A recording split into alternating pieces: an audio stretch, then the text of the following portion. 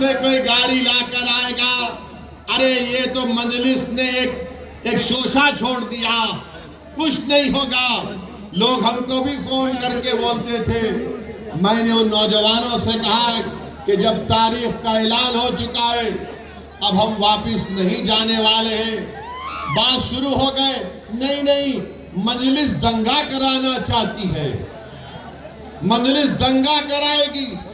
हमने कहा दंगा कराने के लिए हमने कॉल नहीं किया।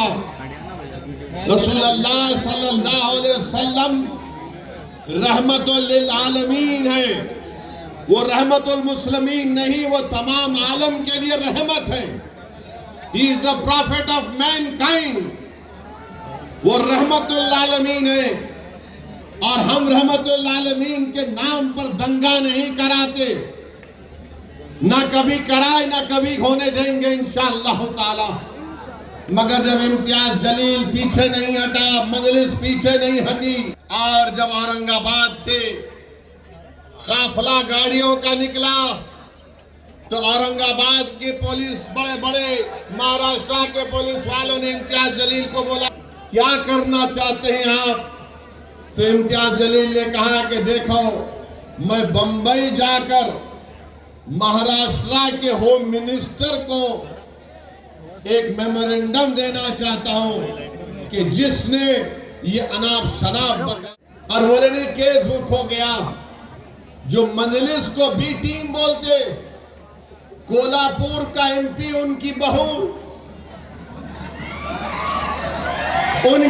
ने विड्रॉ कर लिया, शिंदे को नमस्ते कर लिया। अब बी टीम कौन हुए बताओ? अब बी टीम कौन हुए बताओ आप? जिस शख्स ने रसूलुल्लाह सल्लल्लाहु अलैहि वसल्लम के खिलाफ अनाप शनाप बका, पूरे महाराष्ट्र में पूरे बड़े बड़े लोग थे ना जो अपने आप को सेक्युलर बोलते हैं, जो अपने आप को मसीहा मानते हैं, जो कहते हैं कि हम है ना तुम्हारे लिए, तुम क्यों डर रहे? मगर किसने एहतजाज बुलंद किया? कोई पार्टी आगे नहीं आई। अगर कोई आगे आया तो इम्तियाज जलील आगे आया। इम्तियाज जलील ने कहा कि हम जुलूस निकालेंगे, हम औरंगाबाद से बंबई जाएंगे। तो ये जो हमारे वोटों को तोड़ने वाले लोग हैं, का नेता मैं मस्जिद में घुस के मारूंगा।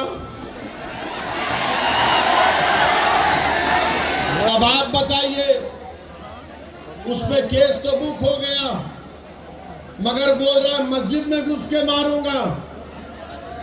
आखिर महाराष्ट्र में इतनी छूट कैसे मिल गई इन लोगों को कि कोई एक समुदाय के मजहबी जगह के बारे में कहता है कि मैं मस्जिद में घुस के मारूंगा?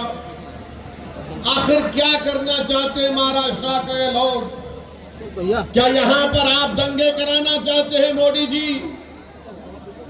क्या करना चाहते हैं महाराष्ट्र में आप?